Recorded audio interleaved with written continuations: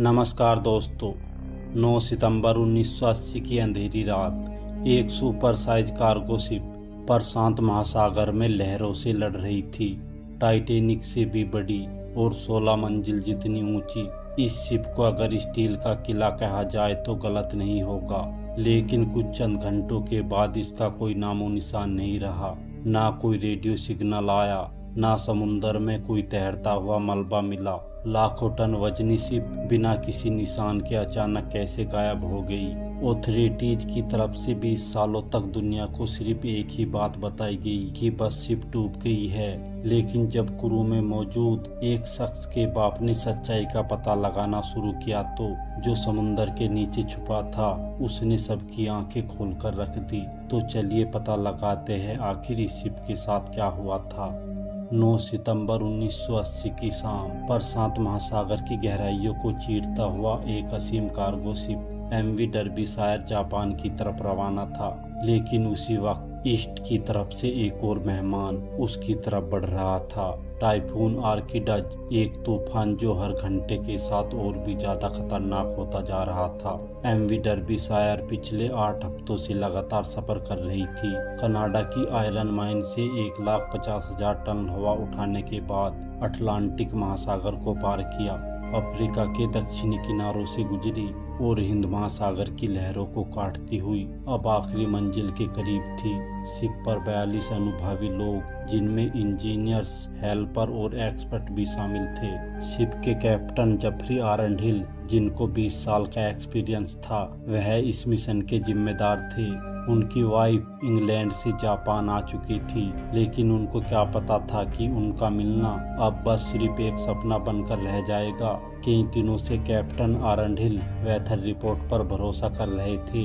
वह अपने कैरियर में ऐसे कई तूफान देख चुके थे। उन्हें यकीन था कि एमवी डर्बीशायर टाइफून का आसानी से सामना कर सकती है, लेकिन समुंदर की अंधेरी गहराइयों में कुछ ऐसा होने जा रहा था जो किसी ने कभी सोचा भी नहीं था। यह स्टील का किला अचानक कहीं गायब हो गया, बिना किसी निशान के। आने वाले 20 सालों तक दुनिया को यह समझ ही नहीं आया कि आखिर उस रात क्या हुआ था। 9 सितंबर 1980 की शाम एमवी डर्बीशायर ने आखिरी बार रेडियो मैसेज किया था। उसके बाद ना कोई डिस्ट्रेस कॉल, ना कोई फाइनल मैसेज, और फिर खामोशी का एक भयानक मंजर। 15 सितंबर को पहली बार शिप की गुमशुदगी की चिंता महसूस की गई। एक इंटरनेशनल सर्च मिशन लॉन्च किया गया। हेलीकॉप्टर्स, एयरप्लेन्स, नेवल शिप्स सब समुंदर की छाती पर डर्बीशायर के आखिरी कोऑर्डिनेट को अच्छी तरह छान मारते हैं, लेकिन इतने बड़े जहाज का एक भी टुकड़ा कहीं तैरता हुआ नहीं मिला।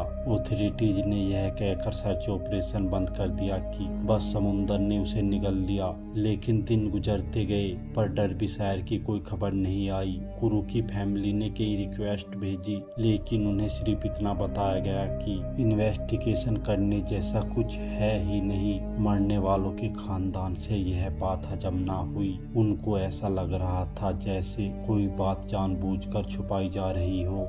एमवी डर्बीशायर शिप जॉइंट ब्रिटेन के मशहूर सवान हंटर शिपयार्ड कंपनी में बनाया गया था। एक ऐसी शिप जो 1,50,000 टन से ज्यादा माल ले जा सकती थी। यह नए जमाने की एक ऐसी शिप थी जो एक साइड से ऑयल जबकि दूसरी साइड आयरन भर के ले जा सकती थी। इसका सबसे बड़ा फायदा शिपिंग कॉस्ट को कम करना था, और इसी वजह से यह कभी भी खाली लौट कर नहीं जाती थी। अगर ऑयल छोड़ा तो वापस आयरन ले जाती थी, यानी शिप हमेशा चलती रहेगी और कंपनी को फायदा देती रहेगी। ट्रेडिशनल शिप के मुकाबले एमवी डर्बीशायर 30% तक ज्यादा रेवेन्यू बना सकती थी। लेकिन इस हादसे के बाद कई घरों में अंधेरा छा गया। एक शख्स ऐसा था जिसके लिए यह सिर्फ एक नुकसान नहीं, एक मिशन बन गया था। पीटर रेडयार्ड अपने जवान बेटे को डर्बीशायर में खो बैठा था। लेकिन पीटर सिर्फ एक बाप ही नहीं, बल्कि एक एक्सपीरियंस्ड शिप सर्वेयर था, जिसने अपनी जिंदगी समुंदर और शिप का निरीक्षण करने में गुजारी थी। जब पीटर खुद मैदान में उतरा तो उसने एक हैरत अंगेज चीज ढूंढ निकाली कि यह शिप ओरिजिनल डिजाइन के मुताबिक नहीं बनाई गई थी। कुछ हिस्से ऐसे हैं जिन्हें जल्दबाजी में ओरिजिनल डिजाइन से हटकर बनाया गया था। पीटर के हाथ अब एक ऐसा सबूत लग चुका था जो शायद एमवी डर्बीशायर की इन्वेस्टिगेशन को दोबारा खोल सके। पीटर ने यह सारे सबूत इकट्ठे किए और डिपार्टमेंट ऑफ ट्रांसपोर्टेशन को भेज दिए, लेकिन उन्होंने कोई एक्शन लेने के बजाय सिर्फ इतना कहा कि डर्बीशायर के डूबने की प्रॉपर इन्वेस्टिगेशन अब हो चुकी है और नई इंक्वायरी का कोई प्लान नहीं है। लेकिन मरने वालों की फैमिलीज ने हिम्मत नहीं हारी। उन्होंने 1994 में इंटरनेशनल ट्रांसपोर्ट वर्कर फेडरेशन के साथ मिलकर एक प्राइवेट इन्वेस्टिगेशन टीम बनाई। सबने मिलकर इस मिशन का खर्चा बर्दाश्त किया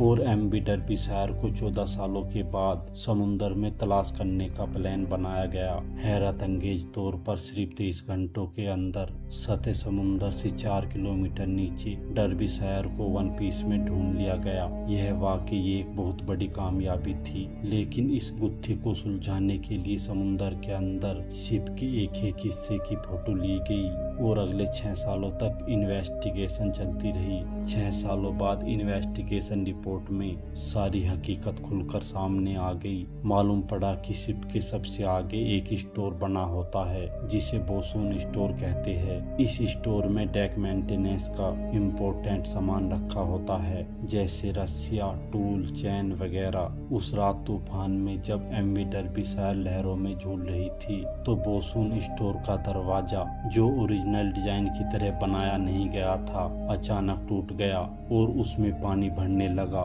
हजारों गैलन पानी बोसून स्टोर में भरने की वजह से शिप का अगला हिस्सा भारी हो गया और वो पानी के अंदर चला गया। अब लहरें और भी ज्यादा हाइट से टकरा रही थी, जिसकी वजह से वेंटिलेटर टूटे और पानी मशीनरी रूम में दाखिल हो गया। डर्बीशायर का वह हिस्सा और ज्यादा झुक गया और फिर एक बड़ी लहर से टेनिस कोर्ट जितना कंटेनर जहां आयरन रखा था उसका हैच कवर भी टूट गया। अब पहले एक कंटेनर में पानी भरा, जिसकी वजह से अगला हिस्सा नीचे चला गया और देखते ही देखते सारे कंटेनर एक एक करके पानी के अंदर चले गए और फिर डर्बीशायर, जो ब्रिटेन की सबसे बड़ी वेसल थी, प्रशांत महासागर के अंधेरे में डूब गई। जब इन्वेस्टिगेशन रिपोर्ट को जाहिर किया गया तो मालूम पड़ा कि जिस कंपनी ने यह तमाम ब्रिज क्लास शिप बनाई थी उन सब के बोसून स्टोर के पास क्रैक्स थे और सभी के हैच कवर नाजुक और स्टैंडर्ड के हिसाब से नहीं बनाए गए थे।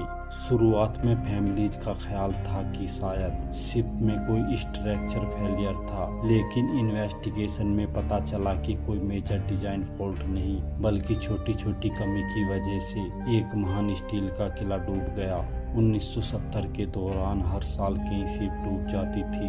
अथॉरिटीज के लिए यह एक नॉर्मल बात और नंबर गेम रहा था, लेकिन डर्बीशायर की फैमिलीज ने अपनी प्राइवेट इन्वेस्टिगेशन करके शिपिंग इंडस्ट्री को एक्सपोज कर दिया। उसके बाद नए शिप डिजाइन आए, रूल्स और ज्यादा सख्त हुए और असुरक्षित स्थितियों पर ध्यान दिया जाने लगा। उन्होंने सिर्फ एक जहाज नहीं बल्कि पूरी इंडस्ट्री को बदलने पर मजबूर कर दिया। आज भी शिपिंग इंडस्ट्री के कई रूल ऐसे हैं जिन्हें एमवी डर्बीशायर की वजह से बनाया गया था, जो खुद प्रशांत महासागर में 4 किलोमीटर नीचे ओशन फ्लोर पर खामोशी से पड़ी है। अगर आपको यह वीडियो पसंद आई हो तो वीडियो को लाइक, शेयर और चैनल को सब्सक्राइब जरूर करें।